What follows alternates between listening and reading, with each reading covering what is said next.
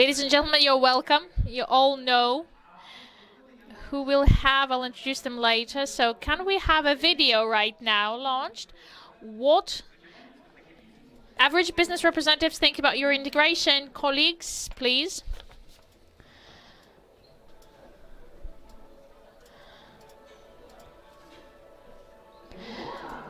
So Europe is the part of the world where each of us loves to travel.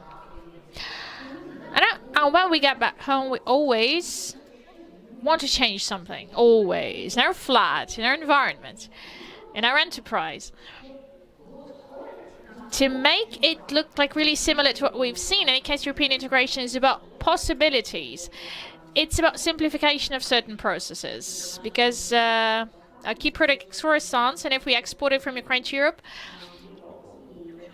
and if we have this unified system, this will definitely simplify some operational issues. I personally feel positive. Our company is positive as well, because as of now, 70% of our clients are based in Europe. So that is why we want it, and we think that this is the only good path for a country to move forward. Our experience with European companies is exceptionally positive, and we are speaking of the businesses we cooperate with. We speak of our partners. For example, we buy the raw materials from European suppliers. In the majority of cases, we are completely satisfied in terms of quality, in terms of deadline, and commitments taking. So working with European partners is a sort of a guarantee. It guarantees that everything will be performed timely and with a proper quality. Particularly entrepreneurs are extremely interested in getting these larger markets, larger sale markets, and just mentally to become close to those people who really want to join like the civilized world. And this is the access to funding. When you become a part of the EU, you get an opportunity to attract investments to your country. Most people, I want to say that Europe is not something extraordinary. It's not like the very first world, unique world, different from us. The same people who just respect each other and they respect their laws. So the sooner Ukraine becomes the part of Europe, the more developed our market will be. So even when some competitors appear in the market, a healthy competition will help businesses to grow and to evolve. I can definitely say that we are more than ready. We're much more ready than we were 5 years ago. I can see significant shifts in political and economic aspect. And despite the full-scale war, we continue doing our job. Government invests a lot to educate and inform and raise the awareness of people about the opportunities, giving instruments to run their businesses. And this is really, really important. The business portal is huge. It's hugely important. But let's be frank. Still, a lot of work there is. Primarily work related to fighting corruption and changing the legal system and the justice system. We have to live according to the law, paying these official salaries to people, paying taxes. When we say that we want and we have the honor to be the part of the EU, we have to realize that business must live according to the rules of the EU. From the standpoint of business, Ukraine is ready because we've seen it in the past and we can see it within the last year and a half. Ukrainian business is highly competitive. It has a full right to exist and it speaks loud of itself. The bigger the competition, the better it is for the consumer. Then you don't have this. You're not fixed. Then you evolve. I think we can overcome everything if we work diligently and if we have the same goal and move towards that goal.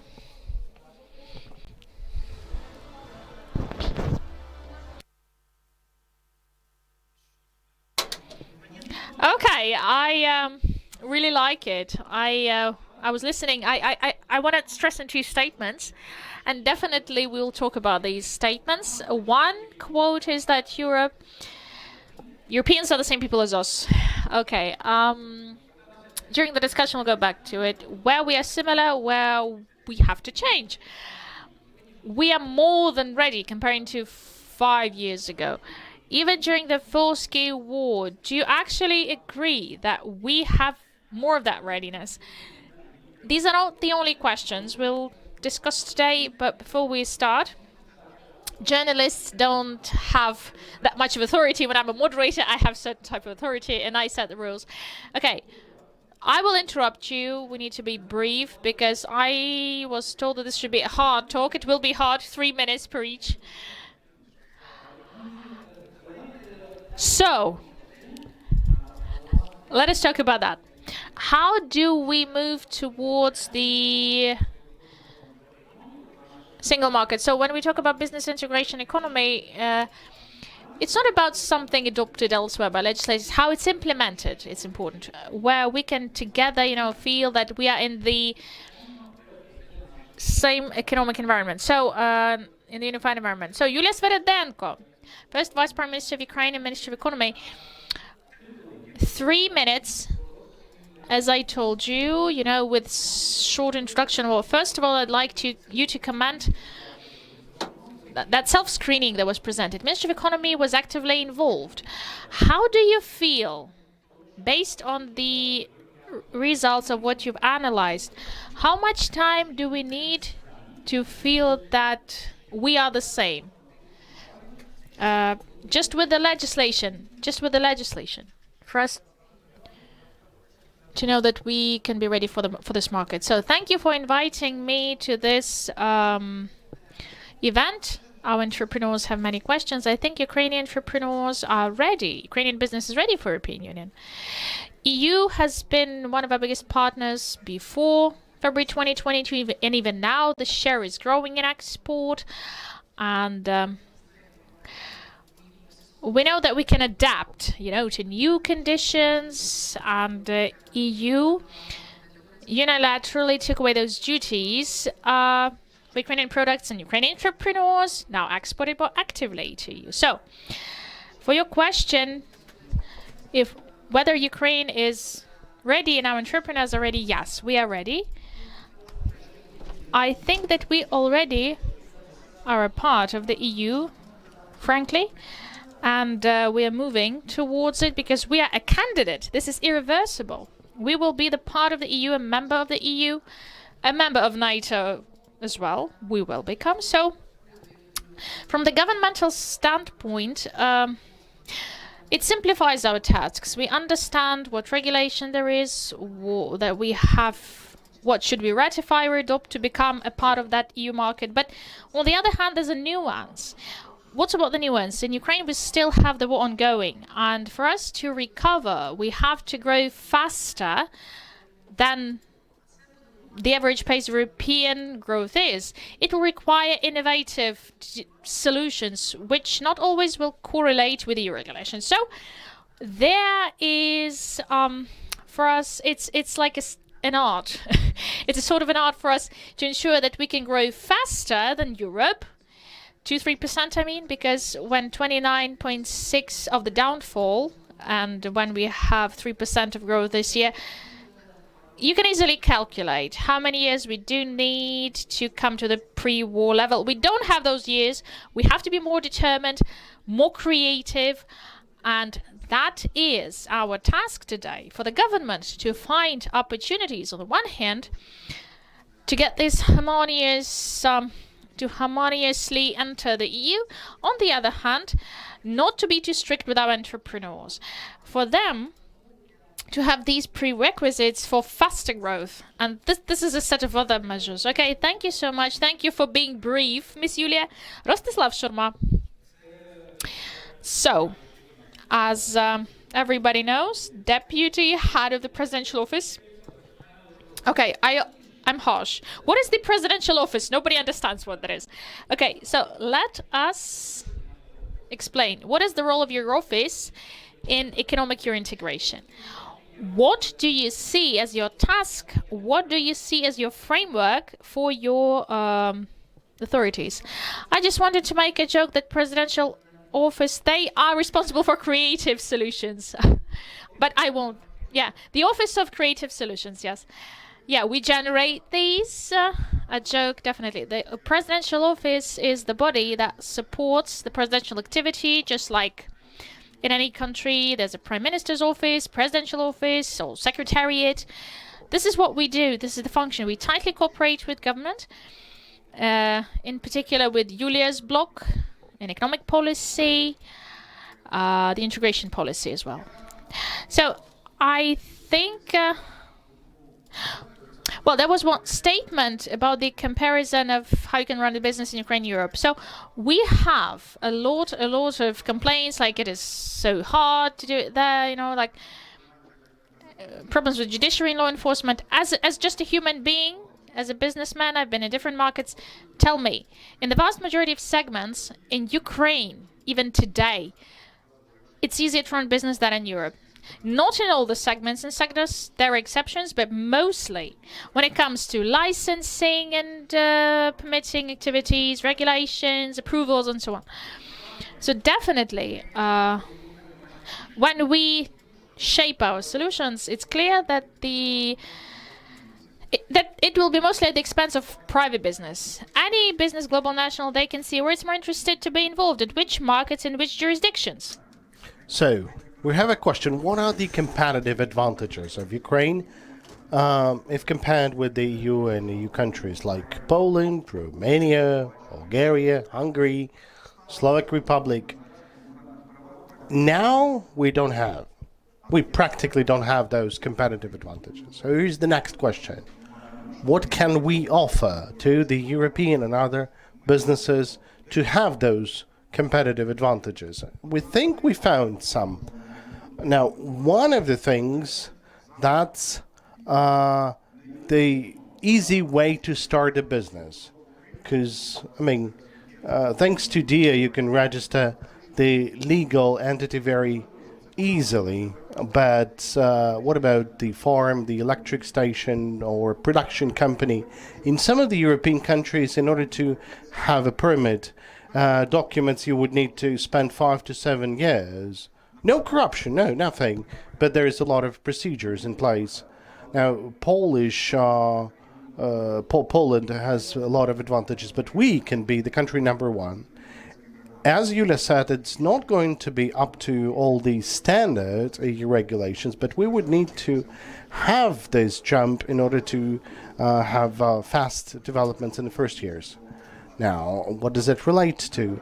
Land plots, allocation of land plots, then energy resources, because any company needs water, energy resources, then connection procedure. Usually, these are lengthy procedures. I believe in Ukraine, we would be able to make it simpler than municipal permits. In EU countries, it's fairly difficult, but we will change. And electronic permit for the construction. We have to be a number one country in terms of ready to construct anything. Thank you.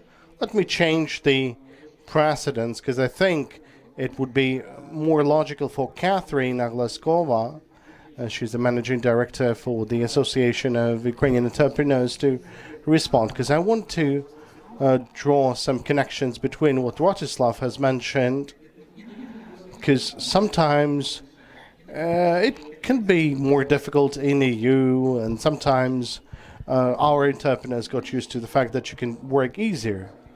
But still, the Ukrainian business knows that alongside the EU integration, there will be a lot of challenges.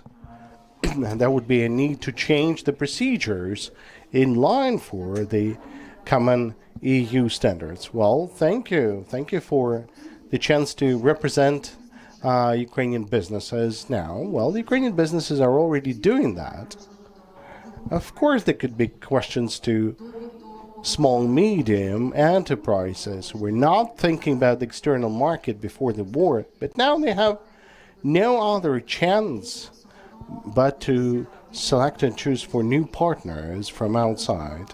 For example, from Poland, and there's a lot of Ukrainian companies currently registering in Poland as well, and they should look at other countries, because Europe is our biggest partner, and many companies are already working with the EU.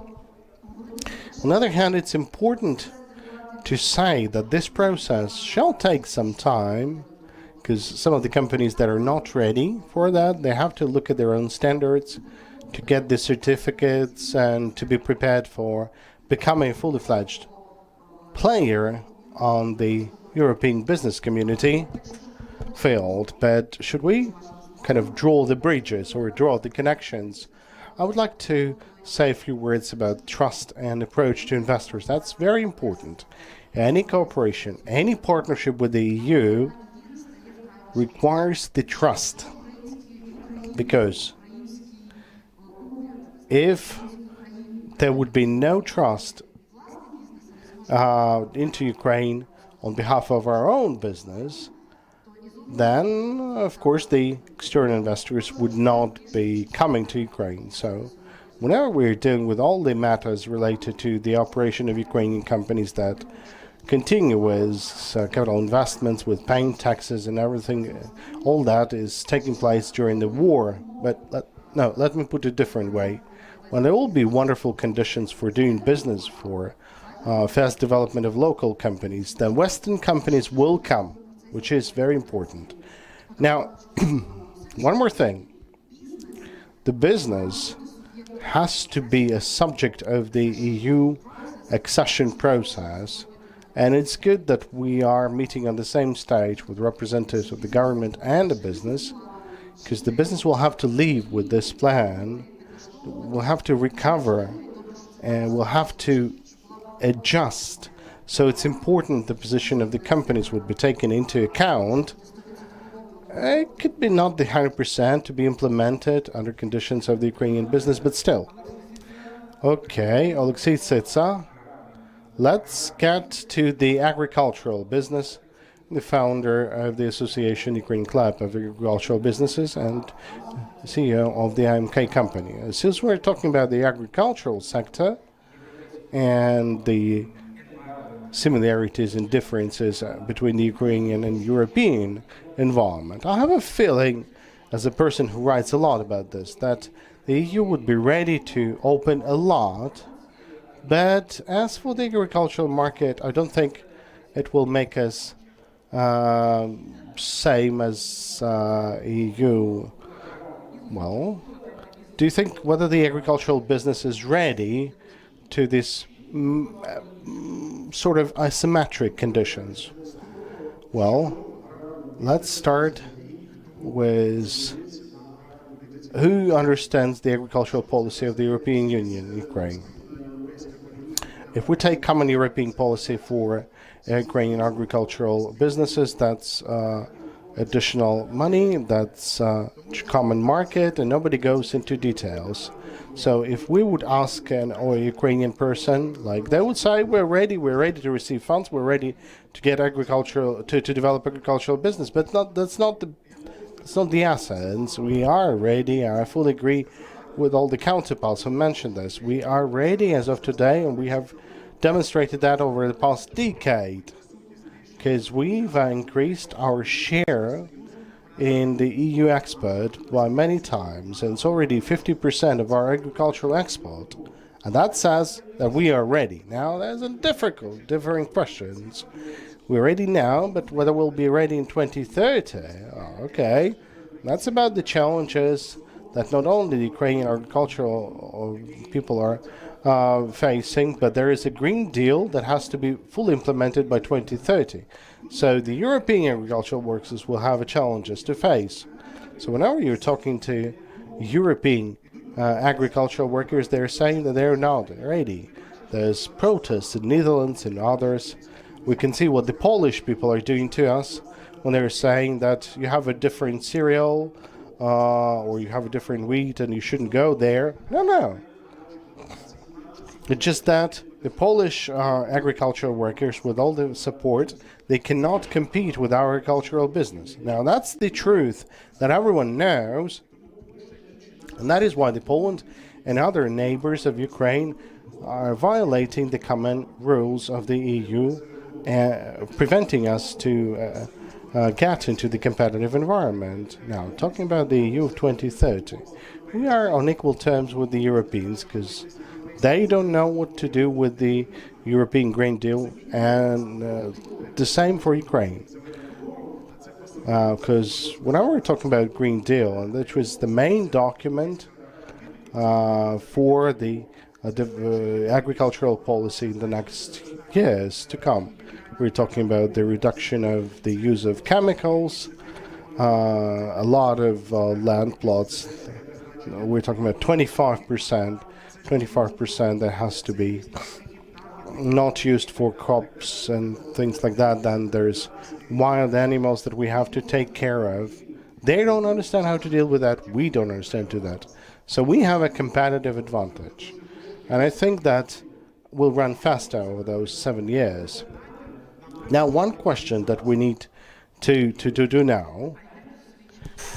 Online participants, I guess he is here and he hears me. So Renato ANTONINI, managing partner of the Brussels office of Steptoe Johnson, if my spelling is correct. Renato, do you hear me? Я прошу організаторів дати сигнал. And could the organizers say if Renato with us? Have you heard what I said? Can hear you. Yeah, Can super, you? and you're here. Yeah, I will hear you well. Let's make a tough view from Brussels. You have heard a lot from our participants, both from business associations and from authorities, that Ukraine is ready and Ukrainian businesses are ready. Would you agree with that? Or maybe you feel that in some degree Ukrainian readiness is overestimated? So 3 minutes. Well, I mean, the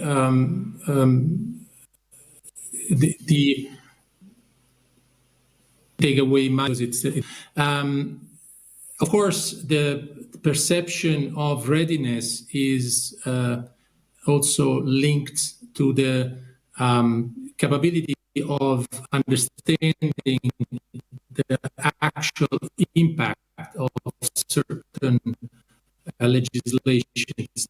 Now, of course, there is some level of readiness because Ukraine has been trading with the EU for a long time. So from that point of view, I would say that those producers, those companies which have been exporting to the EU, they have certainly as a good level of readiness.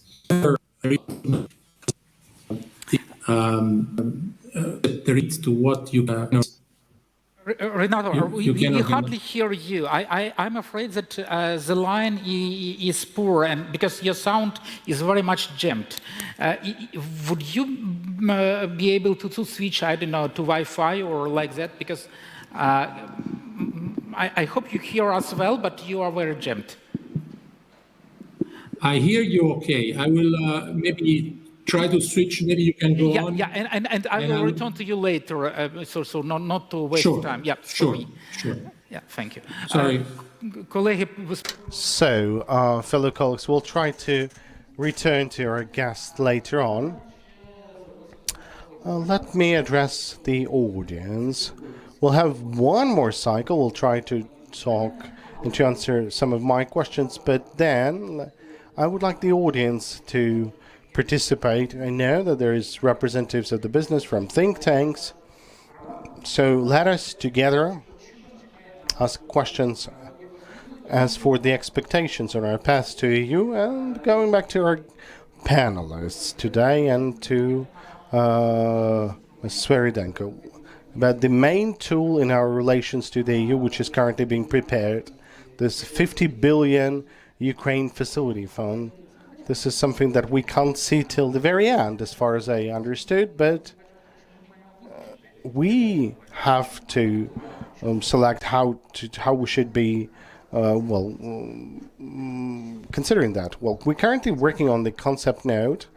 This is done by the Ukrainian side, together with the business associations, with regional business, and that's to approve this concept note.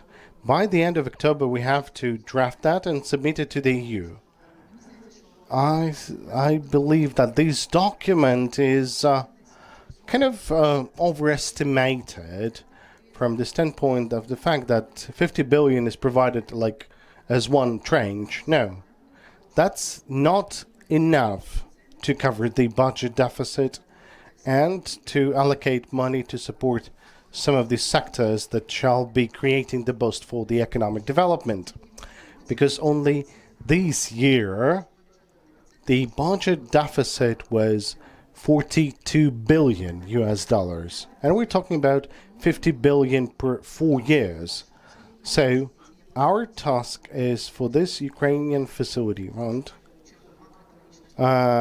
designed to support the macroeconomic stability of Ukraine, would allow us to attract additional money from G7, from United States, because evidently 50 billions for 4 years won't be enough to support primarily the business that, according to all the surveys, say that first thing we need to give them is access to funds. 95% of the loans were provided through the program 579. So a big task for us is to make sure that the business would get long and cheap funds, long-term but cheap loans. So going back to the first question, we need to make sure our business would be competitive on the EU markets. So talking about the timeline, we have to develop this concept note by the end of August. Then starting from September, we are starting to draft the list of sectors and the reforms we need to introduce there in order to get some developmental results. I believe that the KPI of our economic development shouldn't be 2, 3, but 5, 6%. So inside of our team, we said that, well, our ideal situation, we would need to have a development of 10% per year, but that might sound ambitious. Oh, I have to specify this thing with additional sources of funding. Are you talking about sovereign funds, or do you think that there will be investments during the martial law period? Well, I can tell you what the European partners are saying. They're saying that 8 billion out of this 50, they should be provided as guarantees. I'm talking about the additional sources of funding. Well, this would be grant funds. That's the optimum case for us to support the Ukrainian business in some of the sectors. I think Richard and our partners will complement that. I believe that the main philosophy for Ukrainian development should be the processing of everything we can. Agricultural processing, wood processing, steel processing, any type of processing. Now, the Office of Creative Solutions, a question for you. If we're searching for external funds for our business, how do we convince, and are we able to convince the foreign partners to fund our business and not their business coming to Ukraine? Well, we have a very pragmatic approach by our partners. Let me compliment Alex. Whenever we're talking about the integration of the European market, we can see industrial lobby, agrarian lobby, then steelworks lobby, and we'll be facing a lot of obstacles, even though these are the two sectors where Ukraine have a natural competitive advantage. And the same goes for promoting interests of the European business. Surely, every euro, every dollar they give, they're trying to give together with corporations, and that's in the form of funding their own projects, which is normal, pragmatic approach. But then the question is how we are building the formula for cooperation with those corporations. And I believe that the Ukrainian business can find itself in joint ventures, in the supply chains, and in many other projects. And if the Ukrainian business will be able to offer some competitive projects, then surely the financial institutions would fund these projects as well. But we have to be realistic. As long as the active phase of war is in progress and there would be no security guarantees, we won't have any significant foreign capital. We clearly understand that. We talked to all the major private institutions from EU, from US. We talked to asset managers to hedge funds. So everyone are very cautious in terms of their approach to Ukraine. So the only capital we can count on, that's the concession capital of our partners. That's part of their budgetary money, or kind of auxiliary budgetary funds in the form of guarantees that shall be funding different private or semi-private projects. And surely the scale will be limited. After the victory, when there will be security guarantees, when we'll uncover all the potential, there will be a significant inflow of all types of funds. That could be passive funds and active funds, in order to kind of use all those in order not to prepare the plan for 3 or 4 years as it was for the Marshall Plan. We are working with different funds like Ukrainian Development Fund, that shall be Ukrainian DFI, that to cover the segment which is not provided by the BRD, FFC, due to their risk policies and funding focuses, will large exposure on equity, not loans, with the with the engagement of JP Morgan, BlackRock, and other financial actors. We're also working on some similar tools in order not only the international business but the Ukrainian business to receive some liquidity sources. Again to Renato, maybe the line have fixed itself. Renato, are you with us? Yeah, so we see you at least. Please say a word. Yes, I'm here. Can you hear me?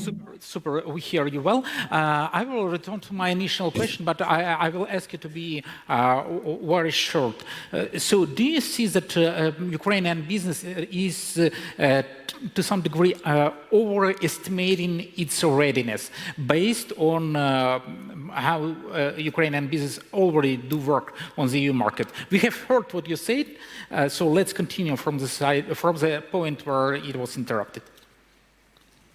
So basically, I think that you should consider two main elements. One is the fact that the legislation is changing a lot during these months and years, and this readiness, which could be applicable, appropriate for the past to certain companies, certainly does not apply to the future. So there is a lot of work to do, regardless of whether companies are ready for the legislation which is now in force.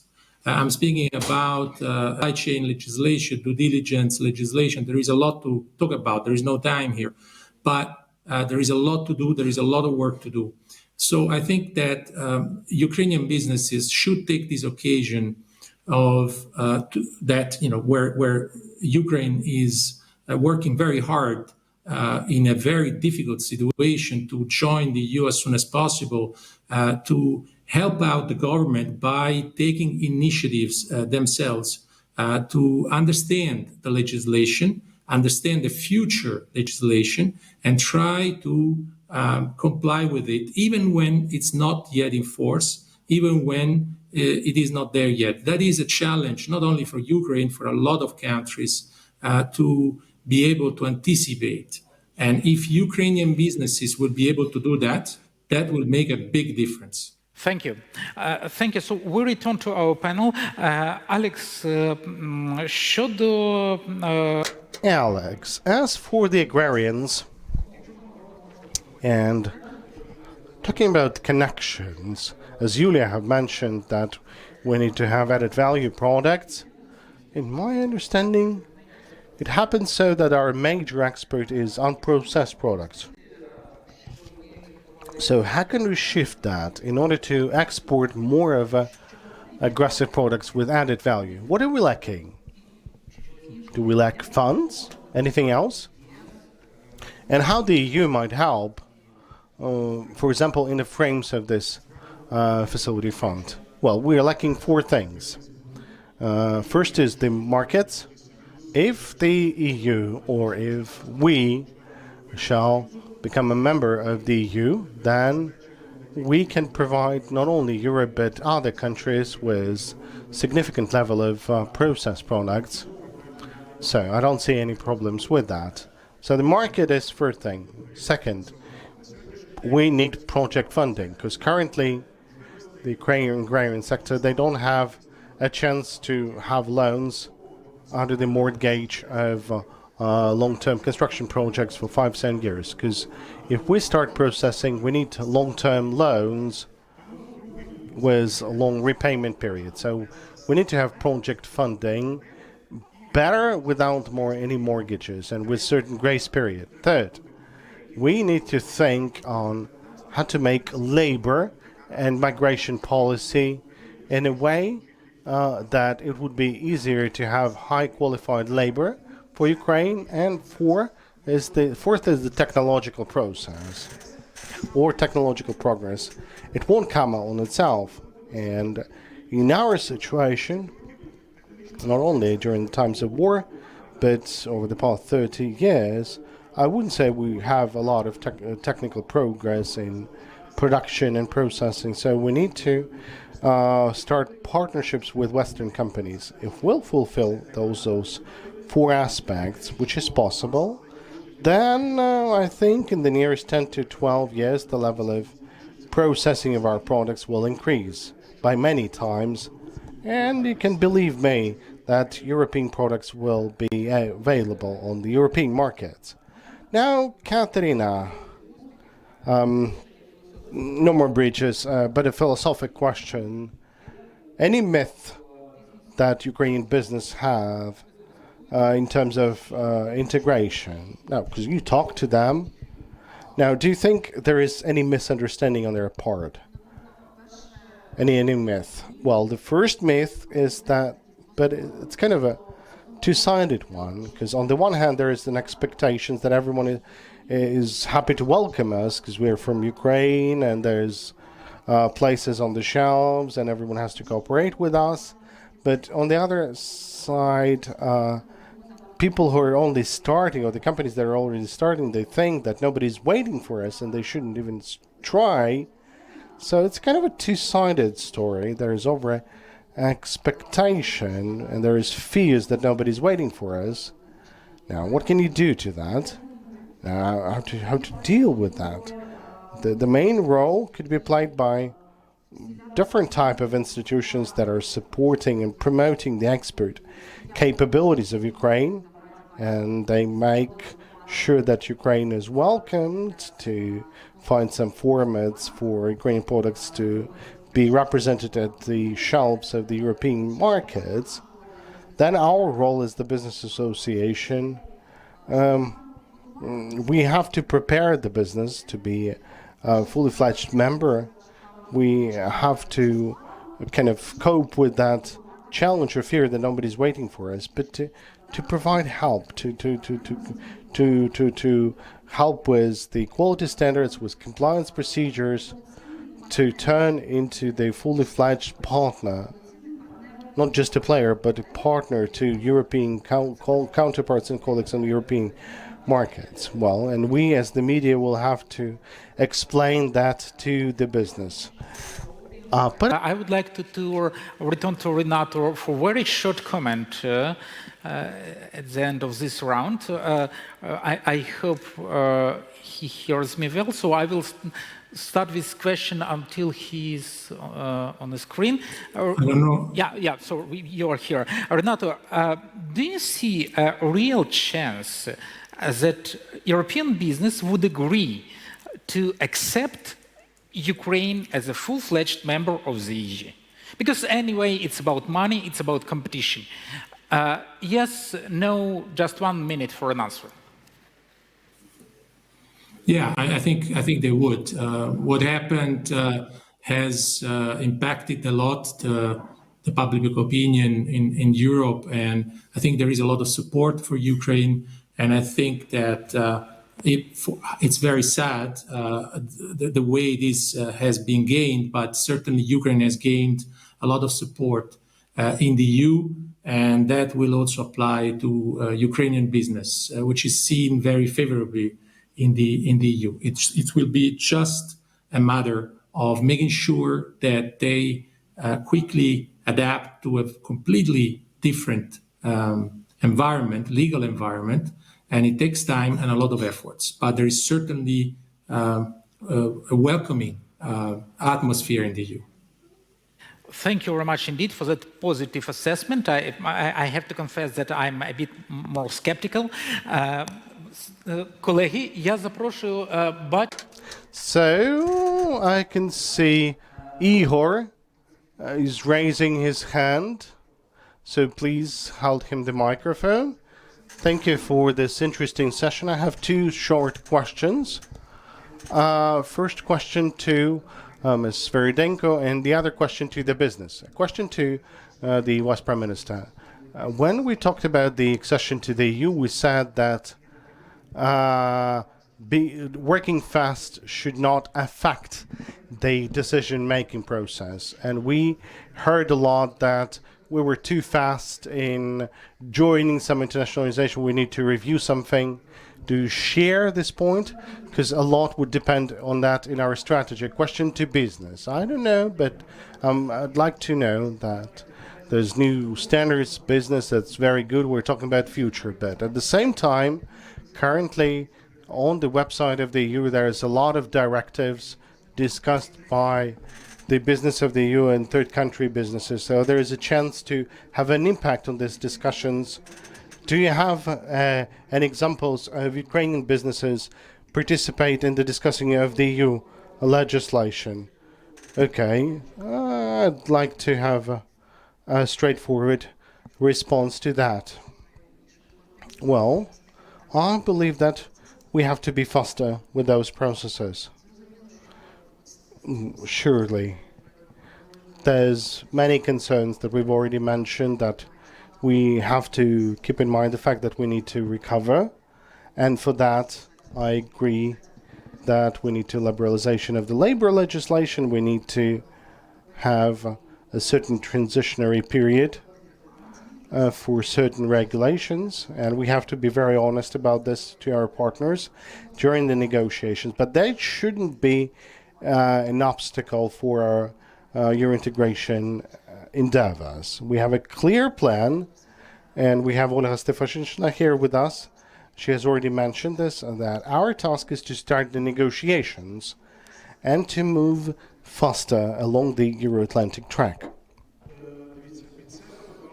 I would like to add two things. First, we're not only participating in all the negotiations on the development of the agrarian policy from the Ukrainian Club of the Agrarian Business, but for the first time in 30 years, we're expecting the solution of some technical issues now, but there will be a delegate from the Ukrainian Agrarian Business in Brussels, and he will be representing our interests and the European Commission. By saying our interests, I'm not only mentioning agrarian business, but the interests of Ukraine. I would like to extend words of gratitude to Yuliia Anatolievna for resolving many technical issues that we faced on our way to organize kind of the employment for our delegate in Brussels. So in 4th and 5th of October, we'll have a serious event in Brussels. We'll be inviting not only the representatives of the European Commission, but representatives of different authorities of countries importing Ukrainian products and have an impact on the agrarian policy. So starting from October, we would like to start very serious high-level negotiations, and we'll have representatives of Ukrainian authorities, representatives of associations, and representatives of the business. So we are engaged, and we're not just sitting and waiting, but we're already running, I would say. I would like to add that the Association of Ukrainian Entrepreneurs is already on its way to developing some advocacy opportunities for Ukrainian entrepreneurs in the EU. We're opening a representation office in Poland. We have a partnership network of associations like ours. Besides, I participate in different roundtables and discussions on the cooperation between Ukraine and EU countries on business. Maybe I would be able to join your event in Brussels. Let me abuse my role as a moderator, even though there is a questions from the audience. So a short question with short answers.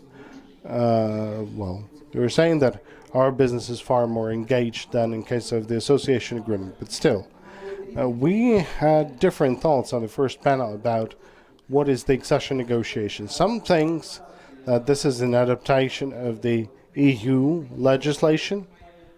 It's not the EU coming, it's not to Ukraine coming to EU, but different. So, what do you think of that? I think it's the negotiations where we have to search for a consensus. We are a country at war. We have to recover or build the country. We have a lot of issues, so it has to be negotiations on our terms. Okay, any other points? As for the agrarian business, I would like to say that, well, we couldn't cheat. We won't be able to cheat, so we'll have to take the conditions that are already registered by the EU in their Green Deal. Catherine, I support the negotiation process. I believe that Ukraine has the right and has to use this right to protect our own interests, because we have demonstrated everyone that we can demand for special conditions. I support the negotiations in favor of Ukraine. It could be a bit painful when it would appear that European Union is not coming to Ukraine or is not entering Ukraine. Natalia Makovska, former trade representative and expert in the development of Ukrainian business. Well, Alex just took the question out of my mouth, because we are joining EU and not a single association as of now doesn't have an office in Brussels, and that's kind of a very bad. Alex, you're too late. Well, you are kind of late, just as all of us. And I think I have a question to the openness of Ukrainian government. I kind of regularly criticize the government, but whenever we're talking about the cooperation between the government and business, we have a very good cooperation. I have a call, not a criticize, but a call for Ukrainian business to wake up. If we are joining the EU, then within half a year, all the leading associations would need to start their offices in Brussels. That's not one person. That's an office with people who understand what's happening, with local staffs. If we're talking about negotiations, then we'll have negotiators who have already had negotiations with 10 countries or more. It's not a game. It's about our future. So a call upon our business. We have our time, and we need to use this time as much fruitfully as possible. And of course, I'm ready to tell how this could be done effectively. Thank you, Natalia, for this shift of balance towards the point that it's not the EU coming to Ukraine, but Ukraine coming to EU. Okay, any comments? If possible, just a short response. I have to thank, because it was a true benchmark for me in terms of the work of Brazil representatives in Brussels. When I met them, it was a great thing that I learned. I mean, they're protecting their interests. We're not competitors with Brussels, but I got friends with Brussels, with their office. I've looked at their team, and there's a lot that we could learn from our friends from Brazil. Any other responses? Good. Thank you, Volodymyr Fesenko. Thank you for this interesting discussion. Question to Alex, and maybe to other panelists as well. Our agrarian business is ready for the membership, but everyone can see, and you mentioned this, that not everyone in Brussels is ready, because we shall be competitors for the quotas on the agricultural market, and we shall be competitors for financial support. Now, does the government has any strategy to overcome this pressure from the Polish government, Polish maybe society or companies. I think that would be a challenge during the negotiation process. And Rostyslav mentioned that steelworks might have issues with that, maybe other sectors as well. So as two problems. Maybe there are other problems that we would face significant kind of opposition. And do you develop any strategy to counter that? Well, there's a lot of Europeans in the room, but look, frankly speaking, if we'll have a market of 500 million, then we would ready to sacrifice with some dotations to get to that market.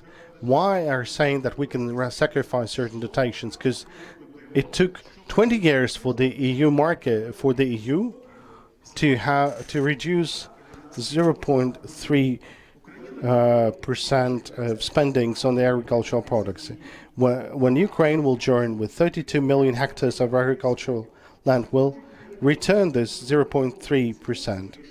Whether the countries of the EU would wish to return those 0.3%. So I'd say that the negotiation process between the EU and Ukraine, I would not be kind of focusing on dotations. I would rather focus on agricultural products, on infrastructure projects to support the quality of the products. Then we wouldn't be saying about quotas. Because if we're joining EU in 2028 and our products by that time would comply with all the European standards, then we're not speaking about quotas. So I'd say that we've started. We're moving in the right direction. We have full support of the Ukrainian government and parliament, in the office of the president. We have full support of our sector. We don't have an understanding, frankly speaking, if we have understanding where we are now and where we would need to be in 2030. So there's no understanding like that. But still, we started a very important reform in the academia, in agricultural lands, and now we would need to have one of the Institute of the Academy of Agrarian Studies, and they shouldn't be analyzing the crops of previous years, but instead they would need to work on the strategic developments, and they would need to do that while taking into consideration with the European Green Deal. Or we have to level it to the ground and then to build anew. Well, we have people that we have. If we'll force them to work in the right direction, they will do that. But there shouldn't be a multitasking. We would need to clearly identify what we'll need to do by 2030 while taking into consideration the European Green Deal. As just a small comment on other sectors. We've mentioned steelworks. There's a different situation if compared with the agrarian sector. I don't think that we'll have an access to the market. The problem is about the Green Deal, because there's an industrial revolution which is taking place, and there will be only green metal produced by different technologies, by different production facilities. So Ukraine naturally has the best conditions to allocate all of those capacities in Ukraine.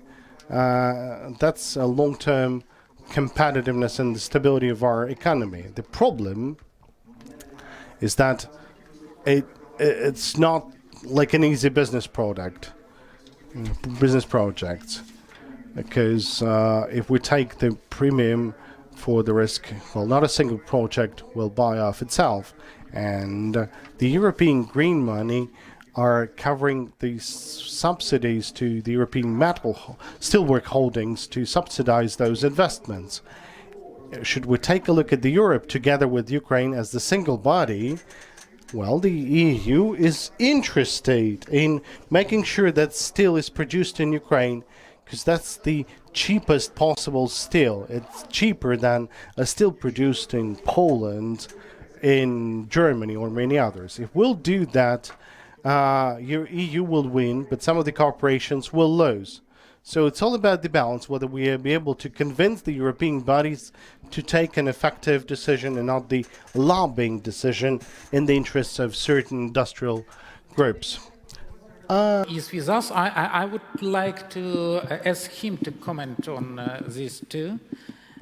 Renato, are you here? Yeah, I see you. Yes, I am.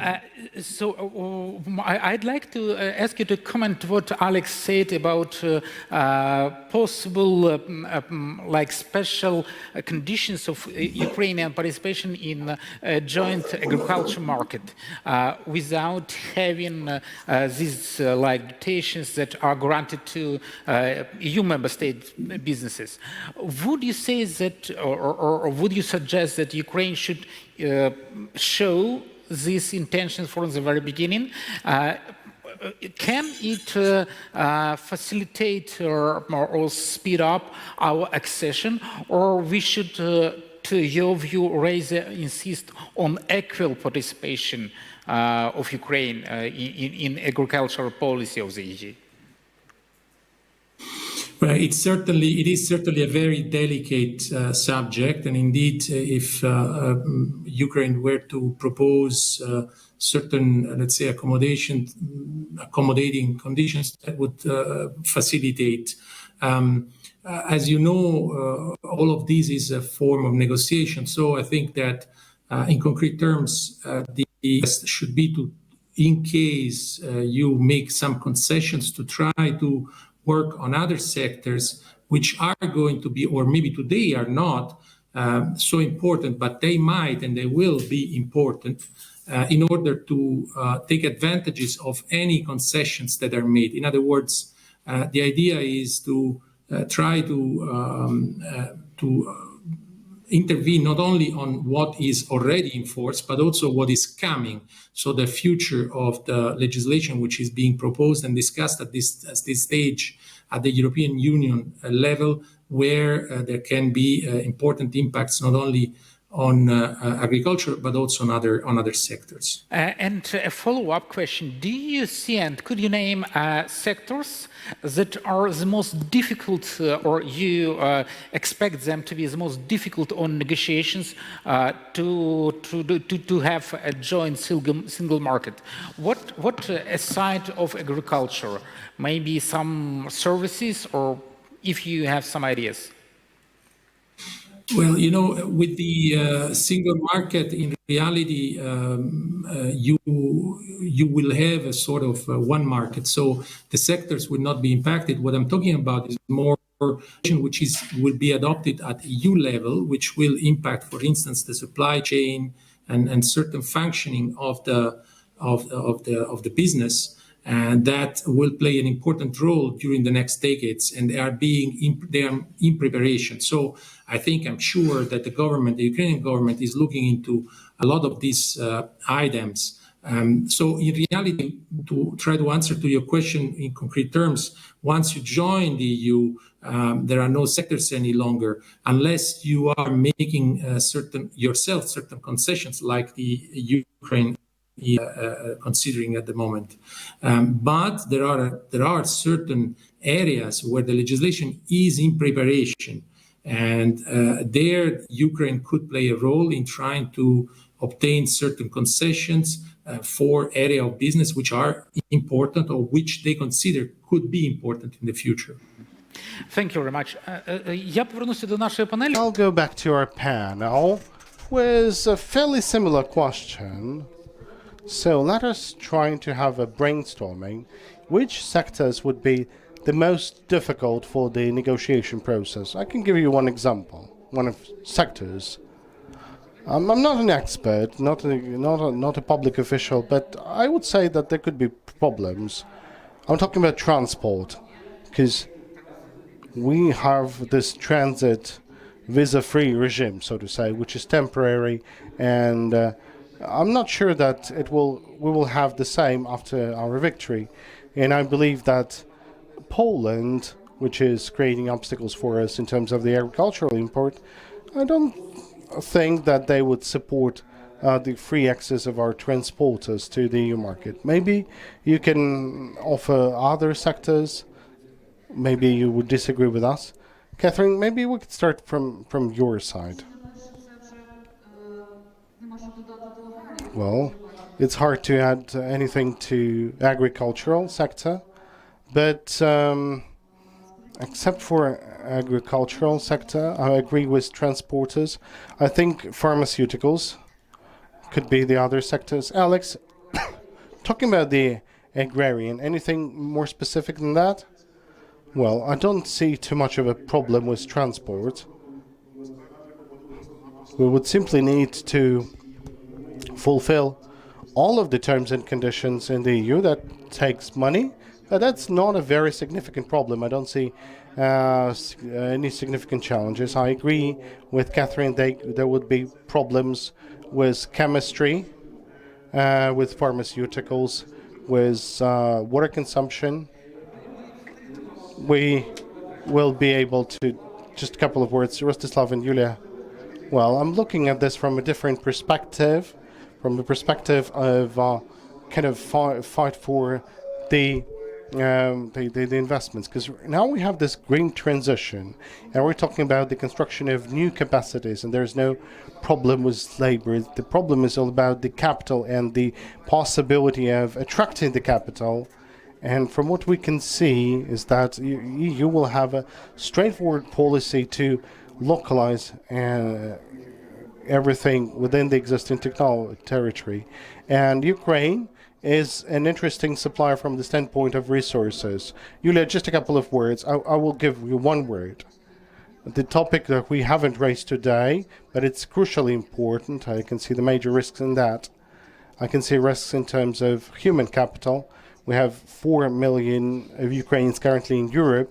So when we'll become a part of the EU, so we'll need to do everything possible to make sure that those people would return, and Ukrainians won't leave Ukraine when the borders will be open, because nobody would stay here to rebuild, because we are kind of solving the employment problem for Poland and not for Ukraine. So let me finalize the panel, and we'll need to proceed to the shelter.